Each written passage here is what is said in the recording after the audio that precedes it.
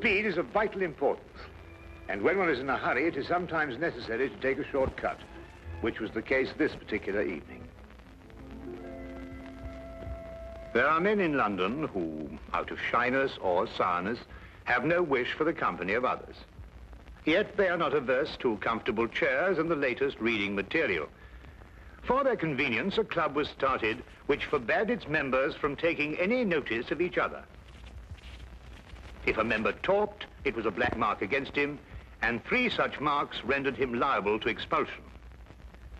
Sherlock Holmes was neither shy nor sour, but he joined the St. Denis Club because he found the atmosphere soothing.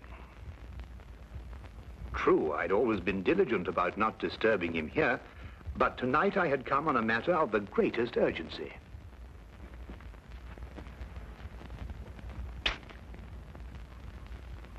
I beg your pardon? Oh, excuse me. I thought you were Sherlock Holmes. That's not the point. You talked. Well, I only went... You went psst, and that's the same thing. Mr. Grundy. Take this gentleman's name. Your name, sir? Watson. Dr. John Watson. But you made a mistake. I'm not a member of your club. Not a member? How did you get in? Well, Brandy? You'll accompany me out, sir. I'm here on very urgent business. Our constitution forbids talk of any kind. Follow me, sir. And I'd like you to understand I'm not the sort of man who enters a club like this uninvited, but the circumstances happen to be extraordinary. Holmes!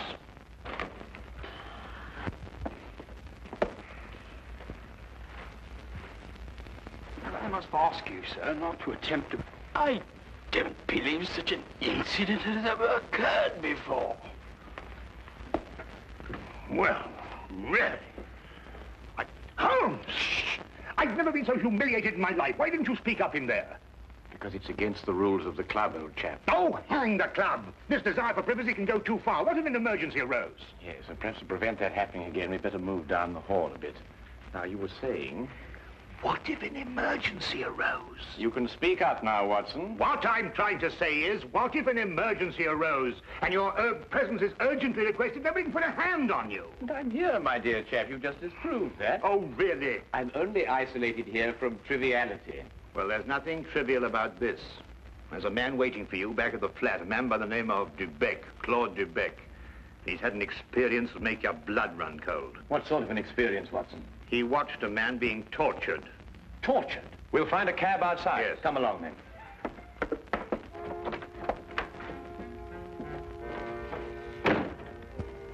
Once outside, we immediately hailed a cab, and I began to tell Holmes what I knew of the case.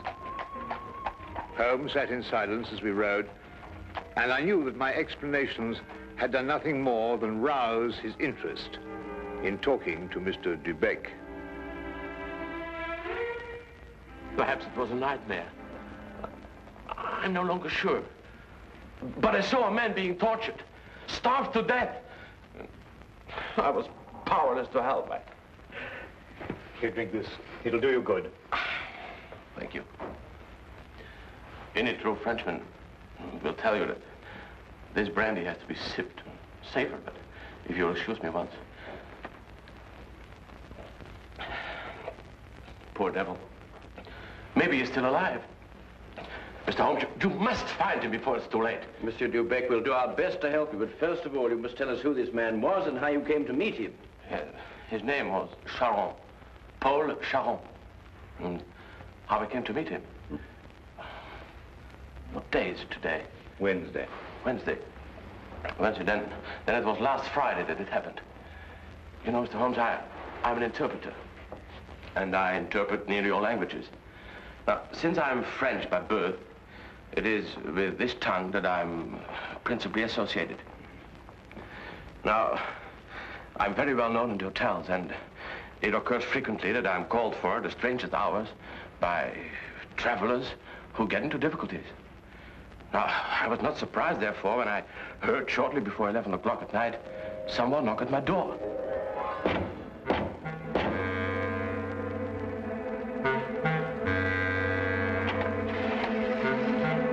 Mr. Beck? I'm he. My name is Latimer, Harold Latimer. Forgive me for calling at such a late hour, but the man at the hotel said it would be all right.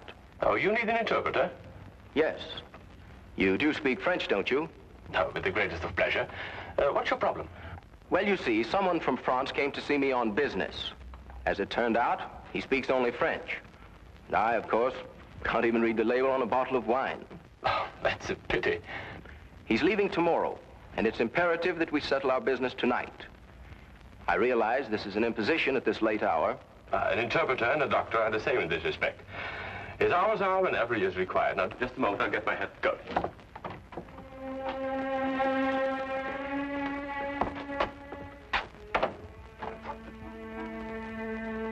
Mr. Latimer had a cab waiting outside. I didn't think to give it more than a passing glance. However, there was a strange atmosphere as I entered. One can sense such things.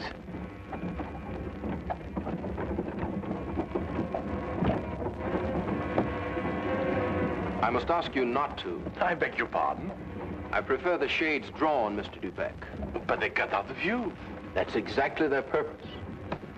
You'll forgive me, but I have no intention of permitting you to see the place to which we are being driven. What's the meaning of this? You shall find out. Soon.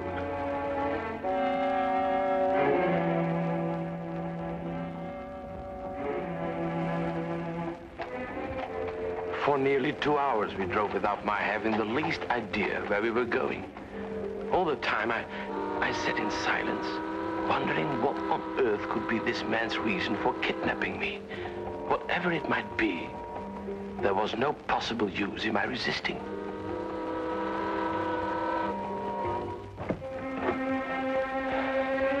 We've arrived, Mr. Dubeck. You're aware this is kidnapping, Mr. Latimer? It is somewhat of a liberty, I admit. We'll make it up to you. You may get out.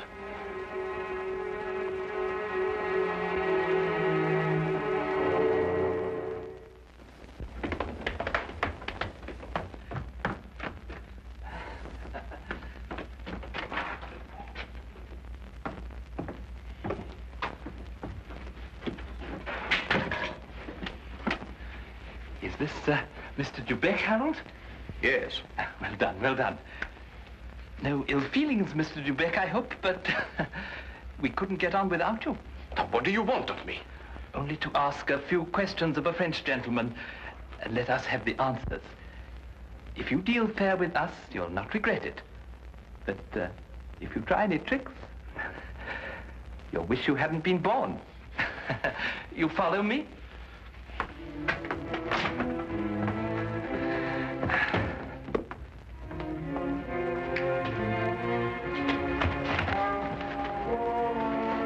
We put him in one of these so as to move him more easily. What have you been doing to this poor man? That is no concern of yours.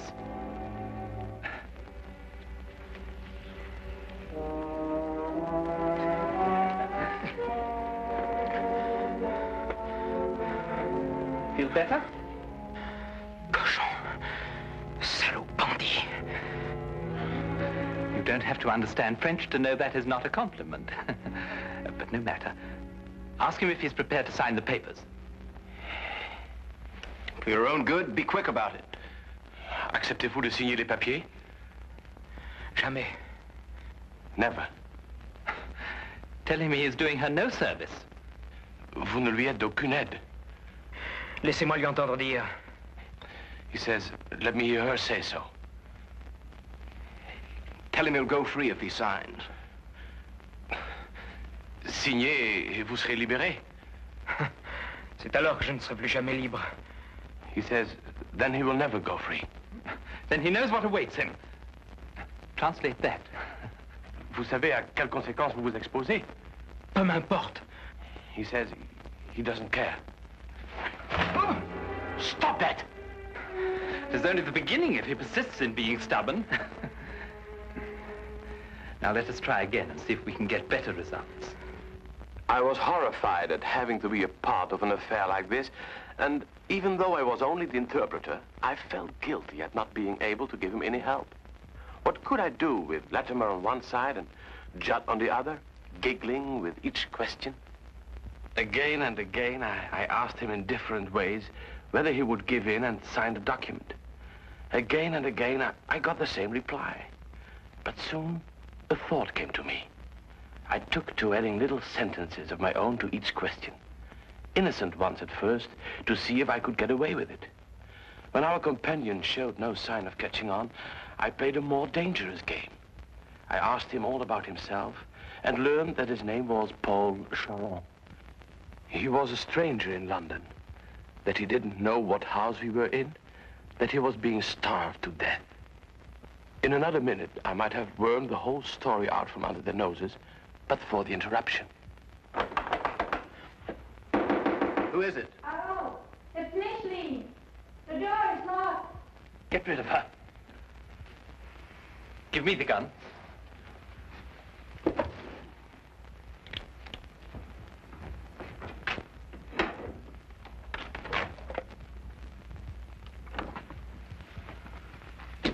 Micheline, dear, I thought you went to bed hours ago. I couldn't sleep at all. I can't think of nothing but Paul. Now, Micheline, there's nothing to worry about. But he should have been here 2 days ago. It isn't like Paul to do something like that. Something must have happened to him. Nonsense. I'll wager anything that he was delayed somewhere on business. Then he would have written to me. If I don't hear from him by tomorrow, I will go to the police. Micheline! Paul! He's in there! Micheline, what's the matter with you? Have you taken leave of your senses? But it was Paul's fault. It was nothing of the kind. But I did, I heard. Would I lie to you? If Paul were in there, wouldn't I tell you? Judd is in there. Judd. That's all. Oh, well, I don't know what's happening to me. Now, darling, it's only a case of nerves. You'll be all right after a good night's rest. But it never happened like that before. You've probably never been under such a stress.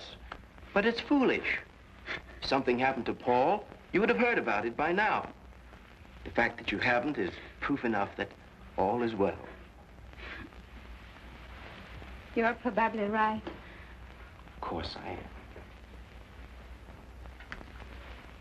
I'll take you back upstairs.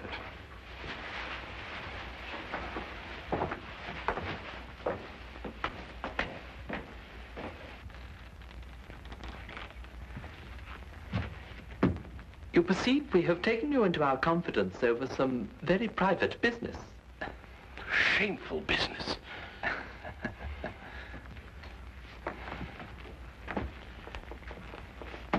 Necessary business. But it would not be to our interest if you spoke to anybody about it. Therefore, I am paying you a fee such as you have never before received in your life. There will be more the next time you come here. Thank you. However, I don't place all my faith in money. Therefore, I must warn you that if you speak to a single soul about this, we shall know about it. And you will pay for it with your life.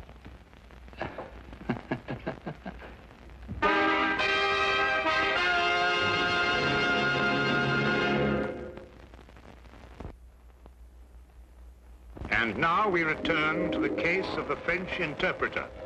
This man, this evil man, escorted me back to the carriage and took his place opposite me. We drove for about half an hour, and the shades were drawn as before. Then we came to a stop, and he ordered me out. I walked for a mile or so, and then I found myself at Wadsworth Common, and there took the train to Victoria Station. I see. And there, I presume, your adventure ended. Yes. Now, I should have gone to the police right away, but I feared for the man's life. Now, Mr. Holmes, someone told me that you worked with a complete discretion. Oh, you can be assured of that. Mr. Holmes, would you please try to find him? I'll try, but you must realize that my success depends almost entirely on your memory. I've told you everything. Only everything you were able to see. I've told you everything. I repeat, Monsieur Dubec, only everything you were able to see. I don't understand. Well, on the way to the house, you saw nothing because the blinds were drawn in the carriage. Uh-huh. But you could still feel and hear, couldn't you? Now, as you were going along, could you tell whether it was a rough or smooth road? Oh, yes, now I know where you're getting at. Well, during the first part of the trip, the road was smooth. Mm-hmm. And then we seemed to turn off on a country road. A country road? Yes. Now, when you were going along that part of the road, did you hear anything like cattle or poultry or sheep? Sheep? Yes, that's what I heard. Now, think hard. Was there anything else? Oh, well, now I remember. I remember a horn, a foghorn, something like a coal barge passing by. I see. Now, what part of the journey would that be exactly? Toward the end, I'm certain. Was there anything else that you can remember? No. No. Oh, yes, something about the house. Yes, we left the house, and then we seemed to pass through a huge storage room. Yeah. And under the floor, I heard something like rushing water. Water? Yes, a stream. It couldn't be, but that's what it seemed like. Thank you, Monsieur Dubec.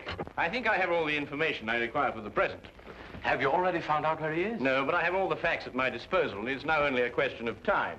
Please, Mr. Holmes, you don't give my name, because if they ever found out that I've been here... You can depend upon my keeping your confidence, Monsieur Dubec. However, I would urge you still to be on guard. I'll be careful, Mr. Holmes. Good. Thank you. Good night, Mr. Watson. Good night.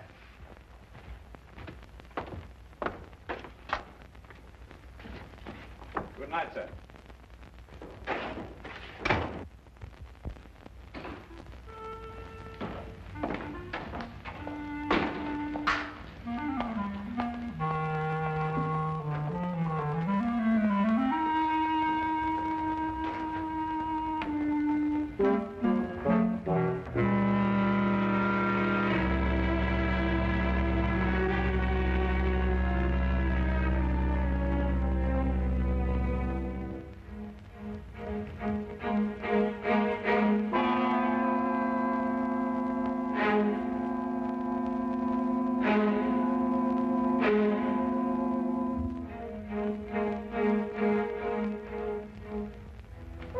Well, now, Watson, you were listening to what Dubec had to say. Have you any theories?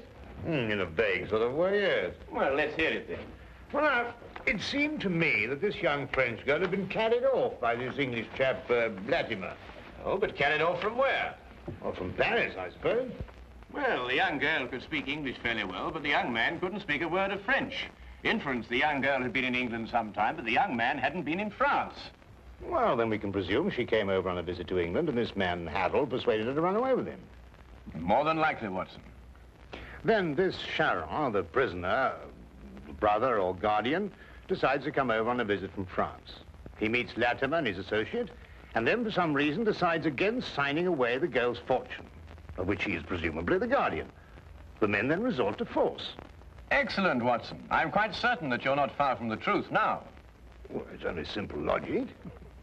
Yes, and with simple logic, we'll find the house. It must be here somewhere. And when we finish translating the facts that Dubec has given us, an X will mark the spot. Now, let's see.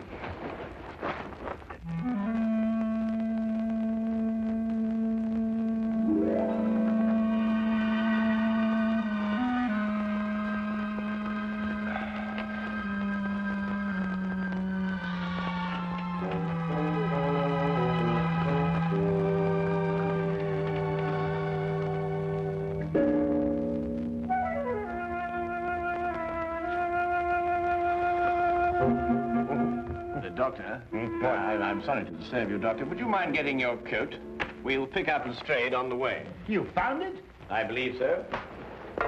Holmes, do you think we should find Dubec in case we need an interpreter? Now, that's an excellent idea.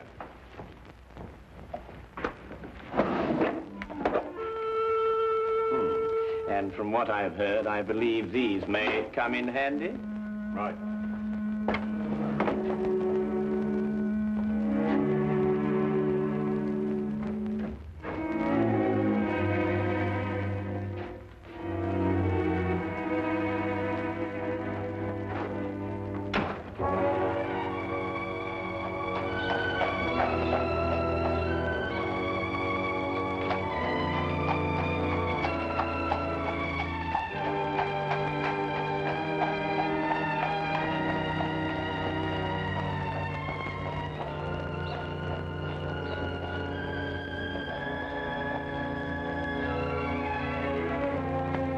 De Beck had his lodgings just across the river, and we decided to walk there.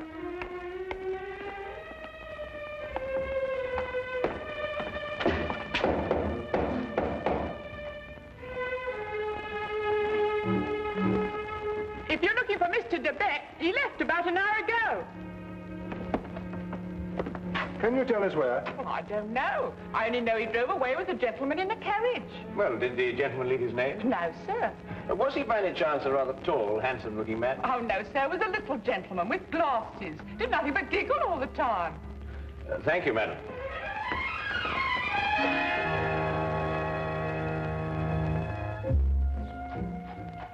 Even the weather seemed to be against us, and as we found our cab and started on our way, it began to rain. According to Holmes's calculations, we had a considerable way to go, and we had to go fast if we were to be in time. London streets in the rain are a handicap to any carriage, so there's nothing for us to do but hope and wait. À manger. Comme de la manger. Does he still say no? He asked for food. Have mercy on that poor man. He will be fed the moment he signed the papers. Tell him that. Signez, mon vieux, et un repas vous sera servi. Je n'en peux plus. Je signerai tout ce qu'on voudra, mais qu'on me donne à manger. He'll sign. At last.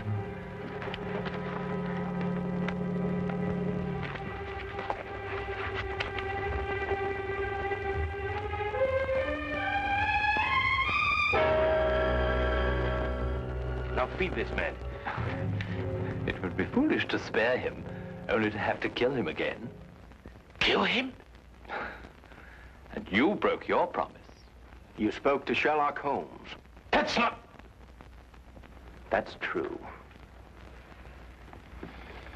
There's no point in lying, but you couldn't tell him where we are.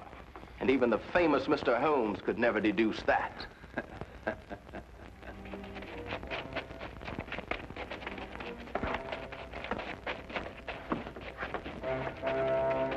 There are some men coming. Quick, open the trap.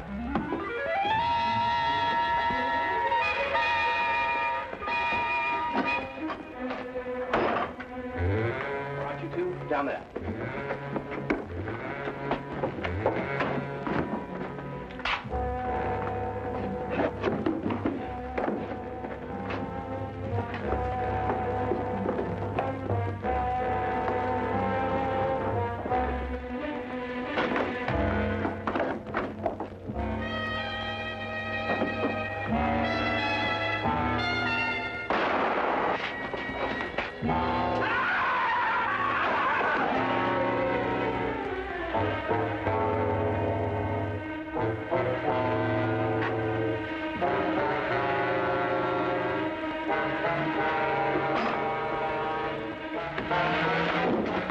Who are you? What do you want? Does that answer your question? The property was rightfully mine. I'm her husband. It belonged to me. But he controlled it and wouldn't sign it over to me. He found out you were a thief. You can't take me to jail. I only tried to get what was coming to me. I'll see that you do.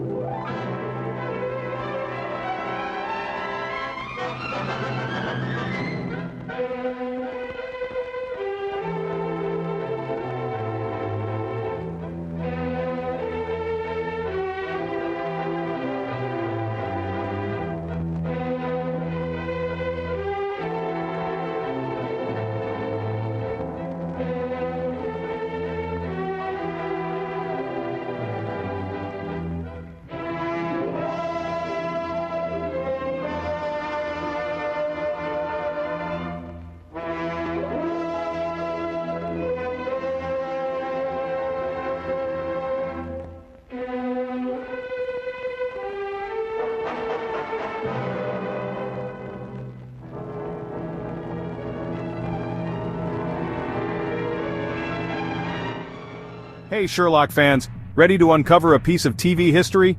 In 1954, the world got its first full-season TV adaptation of Sherlock Holmes. Ronald Howard, son of legendary actor Leslie Howard, brought a fresh and charming twist to the detective. And let's not forget Dr. Watson, played by Marion Crawford, who added humor and warmth to the duo. Directed by Sheldon Reynolds and filmed in France, the series cleverly dodged copyright issues in the UK and the US. Each episode, inspired by Arthur Conan Doyle's stories, blended mystery, deduction, and 1950s charm. If you enjoyed this dive into TV history, hit subscribe to Timeless Full Features. More classic mysteries await. The game, dear friends, is always afoot.